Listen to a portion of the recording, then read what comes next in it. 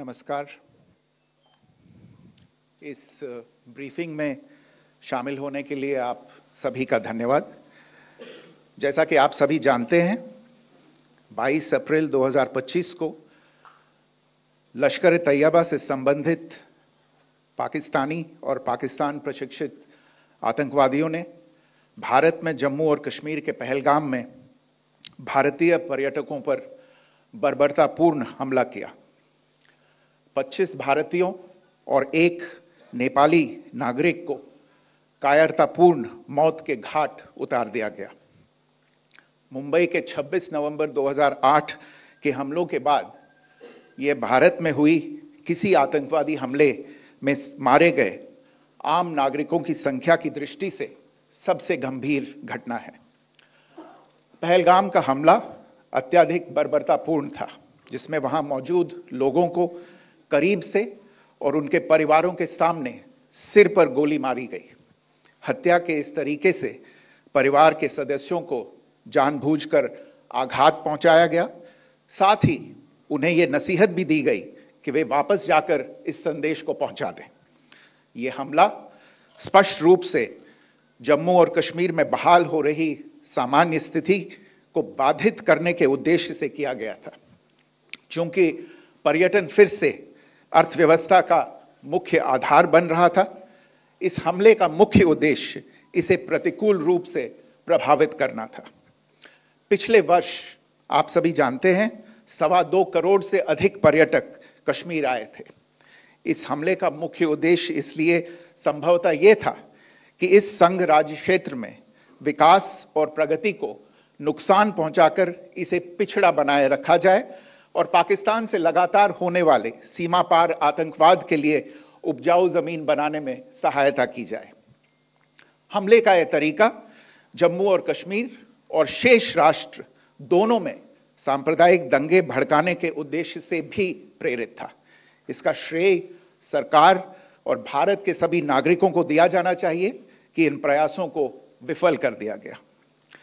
एक समूह ने खुद को रेजिस्टेंस फ्रंट TRF कहते हुए इस हमले की जिम्मेदारी ली है। यह समूह संयुक्त राष्ट्र द्वारा प्रतिबंधित पाकिस्तानी आतंकवादी समूह लश्कर-ए-तैयबा से जुड़ा हुआ है। यह उल्लेखनीय है कि भारत ने मई और नवंबर 2024 में संयुक्त राष्ट्र की 1267 कमेटी की सैंक्शंस मॉनिटरिंग टीम को अर्धवार्षिक रिपोर्ट प्रस्तुत की थी, जिसमें TRF के बारे में साफ इनपुट दिए गए थे। इससे पाकिस्तान स्थित आतंकवादी समूहों के लिए कवर के रूप में TRF की भूमिका सामने आई थी।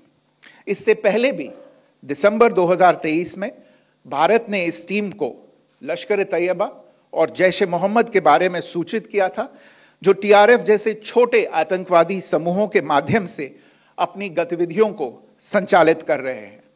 इस संबंध में 25 अप्रैल को UN सिक्योरिटी काउंसिल प्रेस वक्तव्य में TRF के संदर्भ को हटाने के लिए पाकिस्तान के दबाव पर भी ध्यान दिया जाना चाहिए। पहलगाम आतंकवादी हमले की जांच से पाकिस्तान के साथ आतंकवादियों के संपर्क उजागर हुए हैं। रेजिस्टेंस फ्रंट द्वारा किए गए दावे और लश्कर-ए-तैयबा से ज्ञात सोशल मीडिया हैंडल द्वारा इसको रीपोस्ट किया जाना इसकी पुष्टि करता है। चश्मदीद गवाहों और विभिन्न जांच एजेंसियों को उपलब्ध अन्य सूचनाओं के आधार पर हमलावरों की पहचान भी हुई है। हमारी इंटेलिजेंस ने इस टीम के योजनाकारों और उनके समर्थकों की जानकारी जुटाई है। इस हमले की रूपरेखा भारत में सीमा पार आतंकवाद को अंजाम देने के पाकिस्तान के लंबे ट्रैक रिकॉर्ड से भी जुड़ी हुई है, जिसके लिखित और स्पष्ट दस्तावेज उपलब्ध हैं।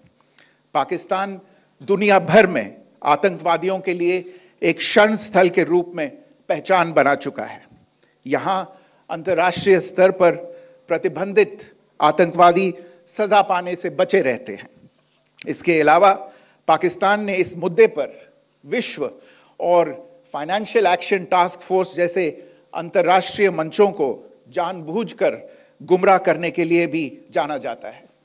साजिद मीर का मामला, जिसमें इस आतंकवादी को पाकिस्तान ने मृत घोषित कर दिया था और फिर अंतर्राष्ट्रीय दबाव के परिणाम स्वरूप वो जीवित पाया गया, इसका सबसे स्पष्ट उदाहरण है। यह स्वाभाविक है कि पहलगाम में हुए इस हमले से जम्मू और कश्मीर के साथ साथ भारत के अन्य भागों में भी आक्रोश देखा गया। हमलों के बाद भारत सरकार ने स्वाभाविक रूप से पाकिस्तान के साथ संबंधों को लेकर कुछ कदम उठाए। आप सभी उन निर्णयों से अवगत हैं जिसकी घोषणा 23 अप्रैल को की गई थी। तथापि यह आवश्यक समझा गया कि 22 अप्रैल के हमले के अपराधियों और उनके योजनाकारों को न्याय के कटघरे में लाया जाए।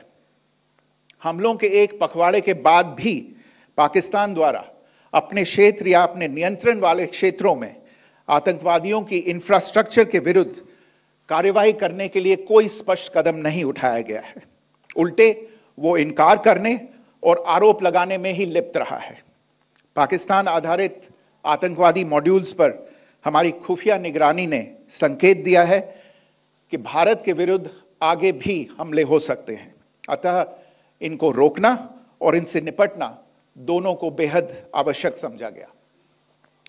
आज सुबह, जैसा कि आपको ज्ञात होगा, भारत ने इस तरह के सीमा पार हमलों का जवाब देने और उन्हें रोकने तथा उनका प्रतिरोध करने के अपने अधिकार का प्रयोग किया है। यह कार्यवाही नपीतुली, नॉन एस्केलेटरी, आनुपातिक और जिम्मेदारीपूर्ण है।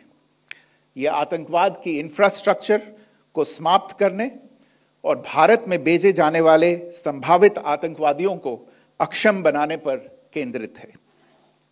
आपको यह भी स्मरण होगा कि 25 अप्रैल 2025 को संयुक्त राष्ट्र सुरक्षा परिषद ने पहलगाम आतंकवादी हमले पर एक प्रेस वक्तव्य जारी किया था, जिसमें आतंकवाद के इस निंदनीय कार्य के अपराधियों, आयोजकों, फाइनेंसरों और प्रायोजकों को जवाबदेह ठहराने और उन्हें न्याय के दायरे में लाने की आवश्यकता पर जोर दिया गया था।